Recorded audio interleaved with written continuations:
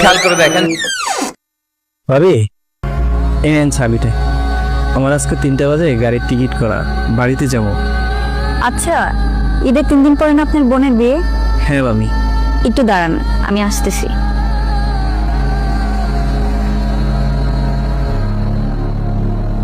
এই নেন, এইখানে কিছু গিফট আছে আপনার বোনের জন্য, আপনার বোনকে দিয়েন। আর শুনেন, ঠিক টাইম আপনি চলে আসবেন, নয়তো আপনার স্যার রাগ করবে। ঠিক আছে ভাবি। আসসালামু আলাইকুম। ওয়ালাইকুম আসসালাম।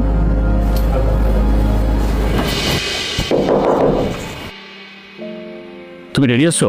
হ্যাঁ, আমি রেডি আছি। হ্যাঁ চলো তাহলে আমরা ঈদের মার্কেটটা করে নিয়ে আসি। আচ্ছা, তুমি কিছু খেয়ে নাও। না এখন কিছু খাবো না, একবার এসে খাবো। চলো চলো। আচ্ছা ঠিক আছে, চলো। এই শোনো, হ্যাঁ আমি তো আমাদের ড্রাইভার সোহেলকে ছুটি দিয়ে দিছি। ওকে ছুটি দিয়েছো মানে? তাহলে আমরা এখন যাবো কিভাবে? কেন, ওভারে যাই? তুমি ওকে কেন এখন ছুটি দিলা? আরে তুমি জানো না, ঈদের 3 দিন পরে ওর বোনের বিয়ে। ও আচ্ছা আচ্ছা, হ্যাঁ ও আমাকে বলেছিল, আসলে আমার একদম স্মরণ নেই। আরে শোনো, হ্যাঁ আর তুমি যে আমাকে 1.5 লাখ টাকা দিয়ে একটা হার কিনে দিয়েছিলে না, হুম। ওই হারটা আমি ওর বোনকে গিফট করে দিয়েছি। কি বলছো তুমি? এত দামি গয়না তুমি ওকে গিফট করছো? আরে ও তো আমাকে বলেছে দেয়া তোমার আমি দিতাম, তুমি কেন দিতে গেলে? তুমি দিবে না? তুমি তো মুখে মুখে সবকিছুই দাও, বাস্তবে তো কিছুই দাও না। মুখের কথায় না চিরা ভিজে না। ঈদের 3 দিন পরে ওর বোনের বিয়ে, কই তুমি তো কিছু দিলা না। ওরা আমাদের জন্য কত কিছু করে।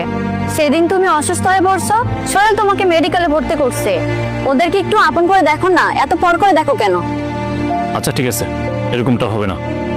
চলো এখন দেরি হয়ে যাচ্ছে, মার্কেটটা ছেড়ে আসি। এই সুমি, দরজাটা দিয়ে দিস তো।